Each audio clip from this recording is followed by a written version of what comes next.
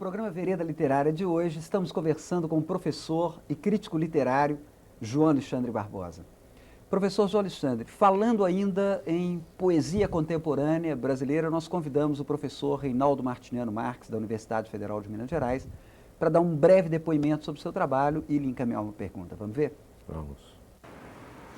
É um prazer imenso poder participar do programa Vereda Literária e conversar virtualmente com o professor João Alexandre Barbosa, que é um grande crítico e leitor na área da poesia, um profundo conhecedor da obra de João Cabral de Melo Neto.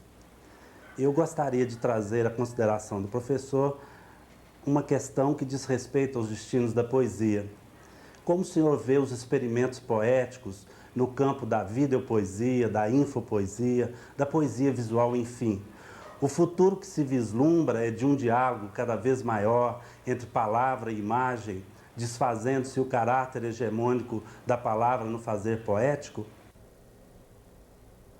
Olha, eu creio o seguinte, que é preciso dizer de base que essa relação entre imagem e linguagem não é sempre existiu. Quer dizer, o que hoje se faz é intensificar mais a visualidade da literatura em função de certos instrumentais tecnológicos, né?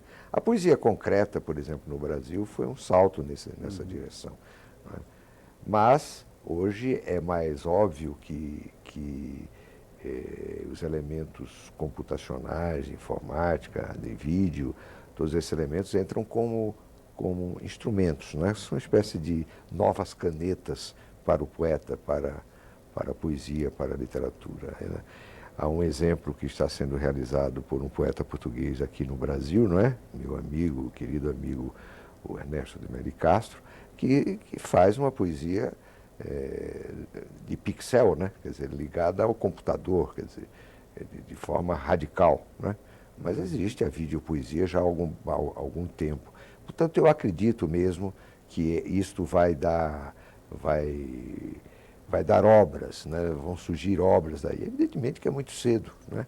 Para nós dizermos que sejam, que tipo de obra vai surgir, ou que serão ou não obras-primas. Isso não existe, não é? É provável que o futuro vá ver muitas obras realizadas assim. Não creio também, e eu preciso dizer isso claramente, que uma coisa vai deslocar a outra, né? Quando o cinema apareceu, se dizia que a literatura teria morrido e não morreu, né? Não morreu. Quando o cinema sonoro surgiu, se dizia que o cinema mudo, aquilo que era a essência do cinema, desapareceria e não desapareceu. Essas coisas não desaparecem, elas convivem, né? E é importante porque alimentam ou retroalimentam, né? Umas alimentam as outras. Ok, bom, nós estamos gravando essa entrevista no contexto da Bienal Internacional de Poesia de Belo Horizonte e você fará uma comunicação denominada Tal Poesia, Qual Crítica. Dá para fazer uma síntese para nós dessa? É claro, essa denominação é uma denominação temática, né, que me deram, não é que eu escolhi, não é tema título de algum trabalho meu. Não é? Eu tentei me ajustar a essa denominação, porque eu acho que com ela o que se cai perguntar é o seguinte: existe uma crítica adequada à poesia? Que poesia? Né? Que crítica para que poesia? Né? Eu acho que esta é a questão que está aí nesse tipo de formulação. E aí eu acho interessante, porque se estabelece uma relação poesia e crítica. Não é?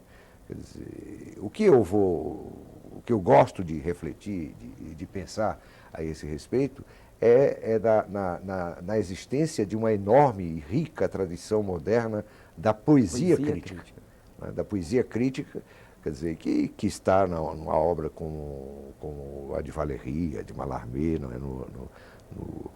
no domínio francês, mas também na do Eliot, do Elsa Pound, no domínio anglo-americano, não é? do Ungaretti mesmo no domínio italiano, não é? Quer dizer, mas no caso brasileiro, não é? O nosso poeta João Cabral, não só ele pertence a essa tradição, mas ele próprio organizou a antologia de sua obra, e deu título a este Poesia livro Crítica. de Poesia Crítica. Por favor, não é poesia e crítica, Poesia é poesia crítica. O desaparecimento do E aí é fundamental, é poesia crítica, é a poesia ela própria como uma forma de crítica, de pensar-se a si própria e de pensar outras obras de outros, de um ponto de vista que se aproxima da crítica, daquilo que a gente imagina e pensa E como de outras crítica. artes, inclusive. O que eu estou, das outras, o que eu estou interessado em fazer aqui no contexto da Bienal, que me parece um evento extremamente interessante, em princípio, né? Quer dizer, eu não conheci, estou chegando, não sei o que está acontecendo, mas como proposta me parece interessante. Existe uma Bienal de Artes Plásticas em São Paulo, por que não existir uma Bienal de Poesia? Minas está equipado para isso, né? Com tantos poetas importantes como Minas teve desde o século XVIII, não é? Quer dizer, uma Bienal internacional de poesia que possa trazer poetas, possa trazer pessoas críticos, enfim, pessoas que reflitam sobre a poesia para uma convivência de alguns dias, para um debate, para reflexão, me parece muito interessante. A minha ideia é nesta direção, e que é o que eu vou fazer amanhã. Ok. Professor João Alexandre, a última consideração que eu gostaria que você fizesse para nós ainda diz respeito à crítica literária. Olha, eu acho que a crítica literária no Brasil, até um certo tempo, ela era feita por jornalistas, né? Os grandes críticos eram jornalistas. Modernos, eu digo, mais ou menos contemporâneos, tipo Carpo, Álvaro Lins, o Augusto Maier, né? Que eram grandes críticos jornalistas. O próprio Antônio Cândido foi crítico de jornal. Né? Depois houve uma espécie de recolhimento à universidade. Exato. Né? E nesse sentido foi muito bom também, porque aí se deu uma cientificidade maior aos trabalhos críticos, uma busca de seriedade grande. E é claro que aí entrou um pouco de exageração e talvez nós estejamos saindo disso, quer dizer, os críticos universitários estejam saindo de novo para os jornais. Já há alguns exemplos no Brasil, não é? Basta pegar o suplemento do Jornal Brasil, a gente tem o Silviano Santiago, o Luiz Costa Lima, a Flora Susequini, que são críticos formados na universidade que já estão de novo no jornal. Eu acho que essa relação é fundamental para o florescimento da crítica. Ok. A última pergunta do programa, quem vai fazer para você é o professor Reinaldo Martineno Marques. Bom, uma outra pergunta que eu gostaria de fazer ao professor João Alexandre relaciona-se ao problema do cânone, hoje tão questionado, e do qual a professora Leila Perrone Moisés fez uma defesa em seu livro Altas Literaturas. Professor, como o senhor vê a crise do cânone literário? Seria possível pensar-se hoje numa pluralidade de cânones, com cada leitor instituindo o seu, conforme sugere Ítalo Calvino em Por que Ler os Clássicos? O senhor tem o seu cânone poético? Quais são os seus grandes poetas? É claro, eu concordo com o Ítalo Calvino. Existe cada um tem o seu cânone, cada pessoa tem o seu cânone. Não é? Existe o cânone universal da literatura, mas dentro dele existe campo para todo mundo. Né? Eu mesmo tenho o meu cânone, como o professor certamente terá o dele. Não é? Não creio na existência de crise de cânone. Existem crises de outros grupos sociais, ou são outros problemas que entram aí e que não dizem respeito à literatura propriamente dita. Ok, professor João Alexandre Barbosa, Vereda Literária agradece a sua entrevista, deseja mais sucesso para o seu trabalho. Foi um prazer e uma honra muito grande tê-lo aqui conosco. Prazer foi meu e muito obrigado. Converse conosco sobre literatura. Produção Vereda Literária, Rua Caxambu, 83, bairro de São Cristóvão, Belo Horizonte, Minas Gerais. CEP 31 210 000.